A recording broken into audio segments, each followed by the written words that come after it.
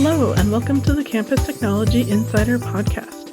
I'm Rhea Kelly, Editor-in-Chief of Campus Technology, and your host.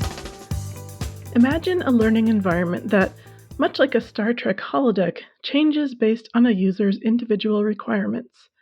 It understands the learner's strengths and weaknesses, anticipates next steps, recommends the best learning content, moves at the learner's pace, and removes unnecessary friction within the mechanics of learning.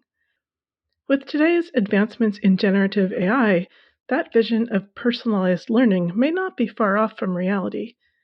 For this episode of the podcast, we spoke with Dr. Kim Round, Associate Dean of the Western Governors University School of Education, about the potential of technologies like ChatGPT for learning, the need for AI literacy skills, why learning experience designers have a leg up on AI prompt engineering, and more.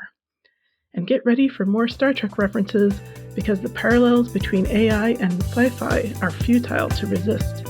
Here's our chat. Hi, Kim. Welcome to the podcast. Hi, Rhea. I'm so happy to be back and chatting with you. Yeah, I think you're actually our second repeat guest, so one of the first. I love it. Oh, my goodness. I feel so honored, and I love what we're talking about today. Yeah, so I was thinking that with your background in learning experience design, I'd love to hear your take on the potential of technologies like ChatGPT, just from that perspective. Yes, been doing a lot of thinking about it lately, and of course, every time you jump on LinkedIn or get any notifications about the major publications like Campus Technology, a lot of discussion about it. And so I'm going to preface my comments today with the caveat that the machine is learning while we're learning about the machine. So it's almost like building the plane while we're flying it. But I'm endlessly curious and cautiously optimistic. I think we need to really understand AI's benefits and limitations. People have talked about that. And certainly as we get into the user privacy and information side of things, I know that we have a lot of campus IT people that listen to this podcast, and that would resonate with, because how machines really collect and curate and learn their way into data can pose some ethical concerns. But now I've talked about the risks. Let me talk a little bit about the things I'm excited about, and understanding we're really in the early days in the evolution of generative AI. And we as human partners are in early days of learning how to best leverage it, both as educators and as learners. So we've seen some hype cycles come and go around various technologies, but I think this is a really interesting one. I think akin to the web and the Google search engine, in my mind, this has the potential to disrupt in a good way learning and also cause humans to upskill for the workplace. So even though that responsible use of generative AI is still evolving, there's the potential to remove unnecessary friction from the learning experience so that students can focus on higher level critical thinking and can really level the playing field across the board. So let me just share a personal anecdote, and I'm going to date myself a little bit. So back when I was an undergrad, laptops had not yet emerged. The web was not quite available. And I was doing my term papers on an electric typewriter. And how much of my time was really being spent on the mechanics of learning versus the critical thinking that perhaps my professor envisioned in assigning that term paper. And as I typed into the night and worried about running out of whiteout and really revisiting my time management skills, I'm not sure I was having the learning experience that my professor envisioned for me. So I think generative AI has the potential to push student learning really higher, moving learners from remembering to understanding, applying, analyzing, evaluating, and creating that Bloom's taxonomy piece, and help learners become better researchers, better curators, and better decision makers. And that really helps move that learning experience from that transactional sit and get to being a transformational learning experience. So that's what I'm excited about, the potential. And we'll have a lot to watch as things emerge. Yeah, for sure. It's so interesting to watch everything develop. And I like how you reference the electric typewriter. And do you see ChatGPT as part of the natural evolution from the typewriter through, you know, the computer, or, yeah. I do, and I do feel again like I'm really dating myself in talking about it, but yes, I think it's going to become that critical skill set, right? Just how the millennials learned how to use the web and discriminate around, with information that they were being given, and that became infused in their learning experiences. I think that this generation and the next generations to come, they're going to be able to show us new and interesting ways to build those skill sets. And yes, I absolutely believe it. I believe it's part of the future of education. I also believe it's the future of work. So there's going to be some really interesting implications there. In a previous episode of this podcast, I actually spoke with Mark Schneider from the Department of Education's Institute of Education Sciences. We were talking about ChatGPT. And one of the things he was most excited about was AI's potential to personalize learning. And I know that's like a topic that's right up your alley. So could you paint a picture of what is kind of the possible? Like what does an AI-enabled personalized learning experience look like? So that was a great episode, by the way, Ria. I really enjoyed it. But I'll give a little bit of background around my passion for personalized learning because I've been thinking about it for about 30 years, actually. And it really stemmed from, and I think everybody can look to their family, look to their friends, and see how leveling the playing field and providing equity is one of education's really wicked problems, to use a design thinking term.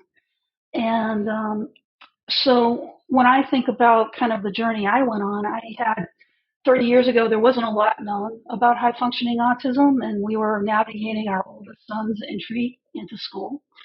And so we knew something was a little different there, but he performed really brilliantly at home, and things were personalized for him there, right? But when you get into a mainstream organization, whether it be K 12 or higher ed or the workplace, um, in this case, we became aware that the school saw him differently. And it was truly a mirror of how the mainstream then would see him as well. And the story ends extraordinarily well. He was very lucky, I was very lucky, but we were able to support him by curating that personal learning experience with tutors and speech therapists and the heroes that really showed up for him. So two issues really came to mind for me during that time. That if we don't personalize, access to opportunity and fulfilling potential is really at risk. It's not just in the first grade, it follows through higher ed and the workplace. That's one of the reasons why I'm so passionate about WGU, is that we are, one of our tenets is that we believe in the inherent worth of every individual, and we provide pathways to opportunities. So, and I began to think about what about other people with varied needs who don't have access to the resources we did. And then, of course, educators are working with so many students with different needs at a time. How might we help them? So, support for neurodiversity is one issue, cultural approaches, student preference, social emotional learning, diversity, equity, inclusion. These mindsets are all necessary to really level the playing field. So, for me, when I think about a personalized learning environment, I think about the learning environment as a partner that really seamlessly leverages learners' superpowers when scaffolding their needs so it can anticipate the next step, recommend the best content, move at the learner's pace, supporting those cultural SEL, DE&I, and neurodiversity pieces, and removing that unnecessary friction and the mechanics of learning So the student can truly focus on the task at hand, and that interface actually disappears while the adjustments are happening in the background. So whether that looks like a website that people log into, or they're experiencing a virtual or augmented reality within a classroom, or even if you're a Star Trek fan, the holodeck, walking into a room that changes the environment based on the user's need. Um, that's a vision that I have for a personalized learning environment. I'm sure we'll see some really exciting ones emerge.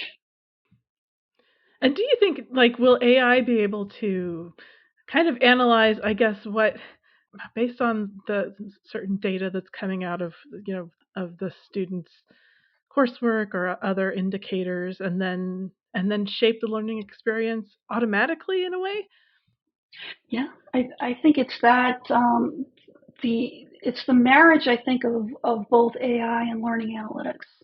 That's a really powerful combination where the AI can take what the learning analytics already knows and present and create content based on what the learner really needs. And that's all happening in the background, unbeknownst perhaps to the learner, but we have to do that. We have to do that right. We have to make sure that the information we're presenting is accurate. It's almost like a textbook that reinvents itself for whoever's reading it. Absolutely. Do you think, I mean, this technology is developing so quickly, um, Mm.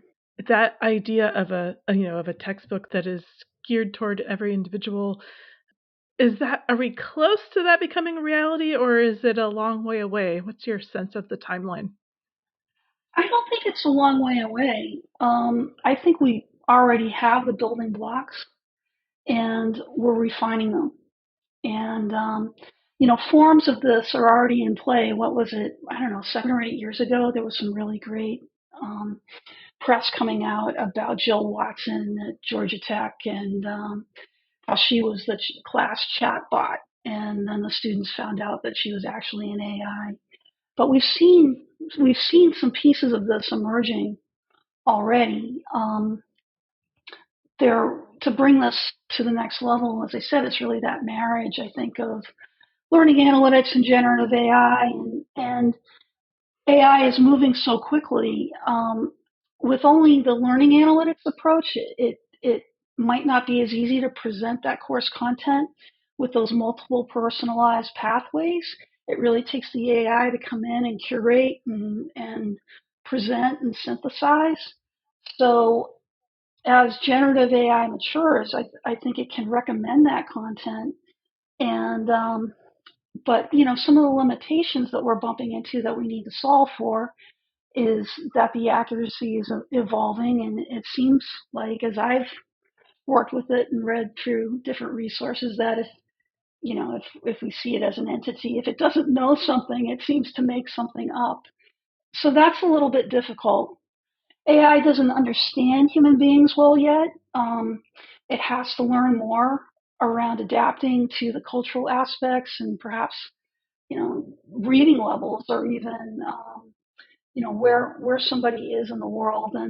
And again, going back to that Star Trek reference, which I hope many of your listeners will understand, I think a lot about data in the next generation, and the fact that even though he's self-aware, he's an android, he's self-aware, he doesn't know what it means to be human, but his programming has pushed him to try.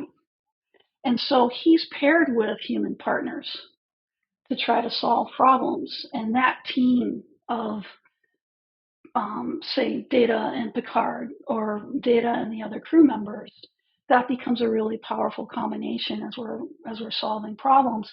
So there's that. And then I think also as humans, of course, we need to learn how to ask the questions in the right way to fully harness the power of the AI partner. Yeah, well, and the thing about data, was this a recurring theme for him was learning how to use language, right? Like how to understand like idioms or or Yeah. figures of Yeah. speech, that you can't, that, aren't like, Telling a joke. yeah, Remember when you tried to learn how to tell a joke? I do. That was so funny. And the social connection. And so that just brings it, like, it's such a parallel with ChatGPT because it's all about making the language sound natural, or, just the understanding or communicating in a natural way. Yes, absolutely. How do you think generative AI is changing the way we think about and teach digital literacy? Because I think that maybe we need a term called AI literacy. Can you kind of talk about how that idea of digital literacy might be changing? I love thinking about this. And one of my heroes is Dr. Chris Beatty from Harvard, and he's also the co-PI for the NSF AI Institute for Adult Learning and Online Education. They're doing some really great work. And the way he puts it is we need to teach students not to let anyone or anything do their thinking for them. And that's, I think, a huge part of the literacy question. So practically, and probably a little bit obvious to those of us that are exploring AI, we can ask the machine to generate something. But again, we have to look at these outputs with a critical eye. And we need to learn more about prompt engineering and how to craft the ask, because sometimes the output has limited use. So but we've pivoted in the past. I mean, when we think about Google, as humans, we needed to learn to interact with search engines and write keyword searches to get the types of results we wanted. There's been professions that have emerged around search engine optimization and reverse engineering, and this may very well be a new profession. So, but one point I think is really important in how we educate people about AI literacy in terms of scaffolding from that search engine experience is that search engines will give us results that we can choose from. Whereas an AI is going to make those curation decisions for you. And when it gives us an answer, and sometimes that's accurate and sometimes it isn't. So if it's okay, I'll take you through an interaction that I had this morning because I wanted to test this a little bit. And so I was working with ChatGPT, and I wanted to summarize Dr. Didi's major contributions to the AI research field. So I'm asking the AI about research on it.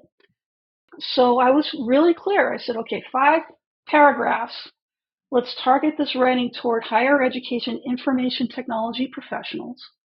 And I noticed that the first iteration, the AI left out the work that he's doing as the PI, major contribution to the institute.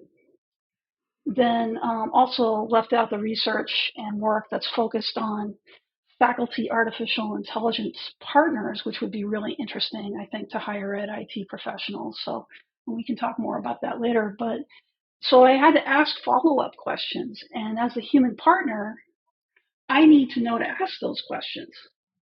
So we can't let AI do our thinking for us. And as generative AI matures and learns, we'll need to keep that in mind. I feel like crafting the right prompt for ChatGPT, it requires thinking in a particular way that's not necessarily intuitive. Do you have any advice on, like, how to get what you want?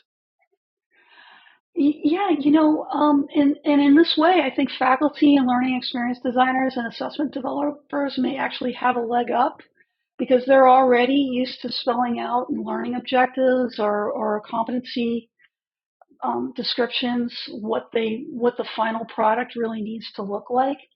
So in my previous example of querying ChatGPT this morning, I noticed I needed to be clear and concise, use very specific examples. I want this written in at this level, and also understand that I was going to need to be able to give it multiple iterations of feedback to help the AI learn.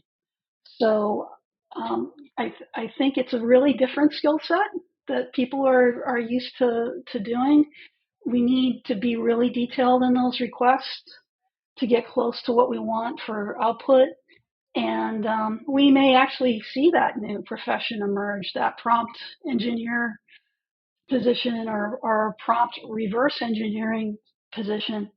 And again, I do think that perhaps our faculty and our learning experience designers, our assessment developers may actually have a little bit of a leg up in this space and have a lot to teach us.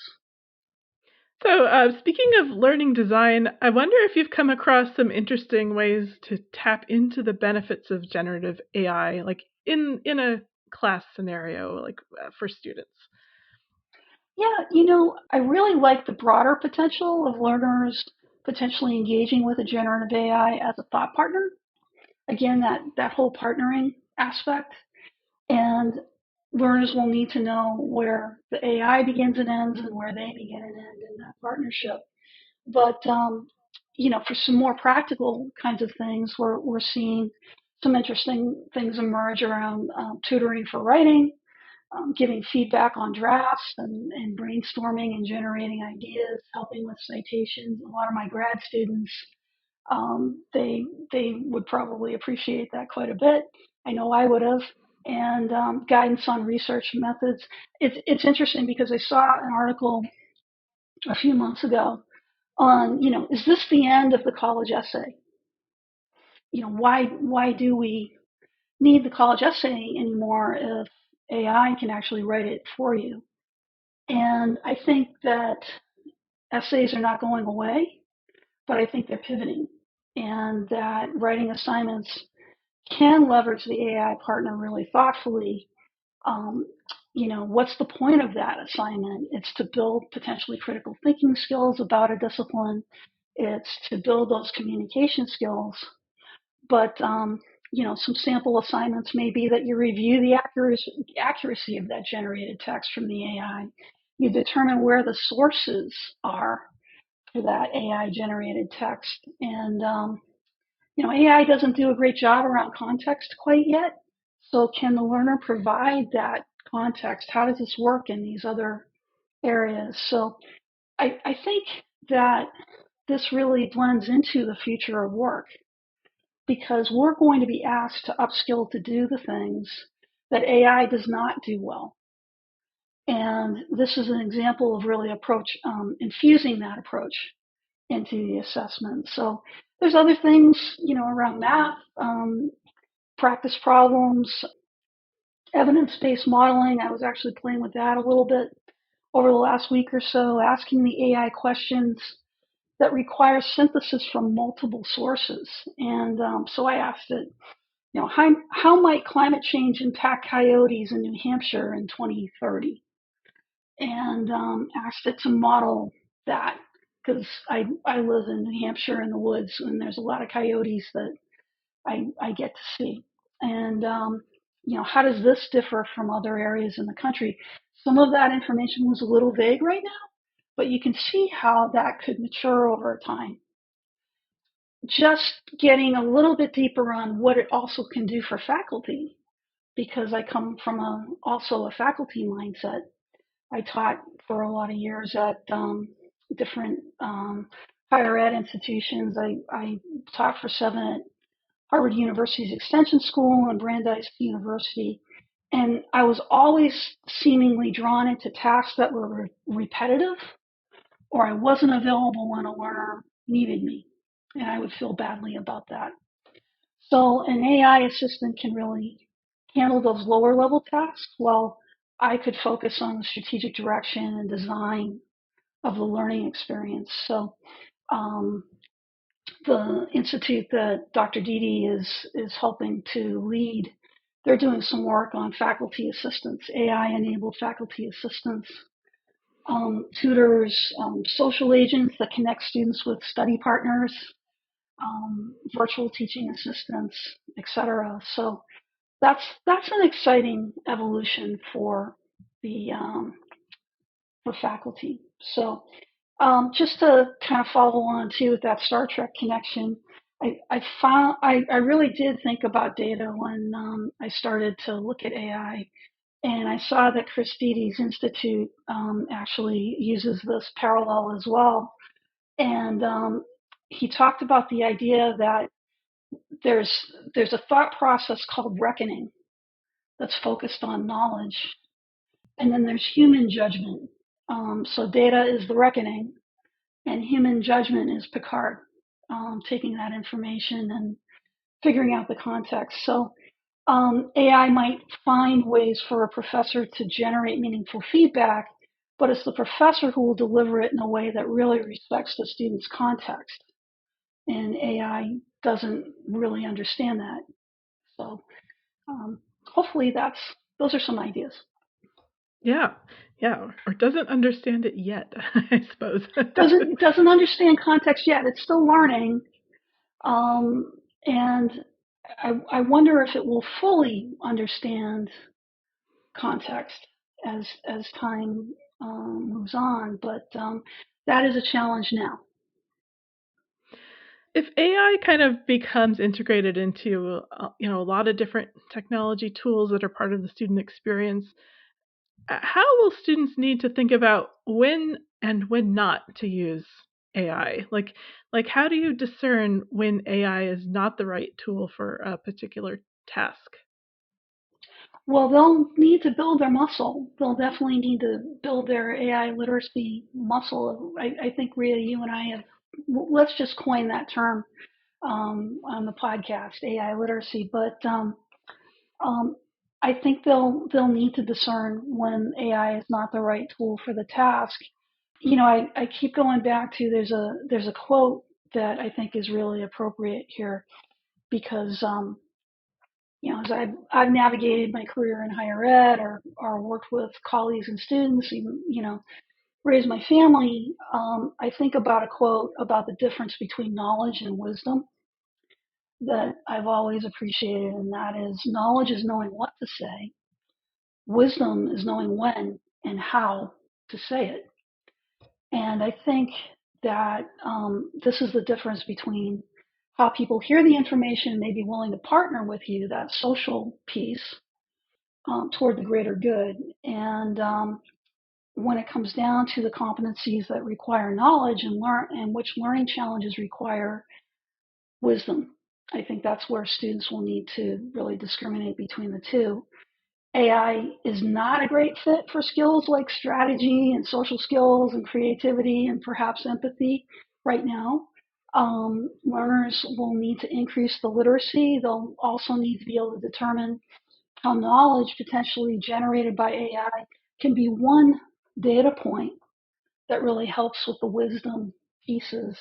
It's not the only input. So I have a lot of faith in this generation and the generation to come, the next generation. I think just as the millennials really learned digital literacy skill sets around the web, I think this generation of learners will become very astute in the differences between knowledge and wisdom. And they'll probably have a lot to teach us as well. Yeah.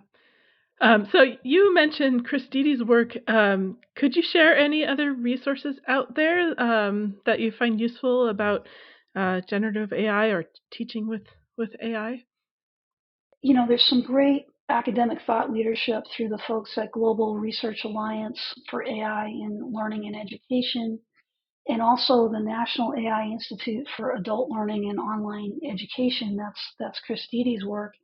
Also at WGU, we have our learning community, and we're talking about AI. We also have a master's in learning experience design that we just launched back in summer, and that was really rigged to be able to help people navigate these kinds of technological disruptive events and create those transformational learning experiences. It's really part of our DNA. So feel free to check that out, and we'll look forward to what's next. Thank you so much for coming on. I really enjoyed talking through all these things with you. Oh, thanks, Rita. It's always a pleasure, and lots to look forward to, and lots to really critically think through too, as we think about the responsible use of AI and how we don't let the tool lead the design or the learning experience, but we leverage the tool in the right way in creating those transformational learning experiences. Thank you for joining us. I'm Rhea Kelly, and this was the Campus Technology Insider Podcast. You can find us on all the major podcast platforms or visit us online at campustechnology.com/podcast. Let us know what you think of this episode and what you'd like to hear in the future. Until next time.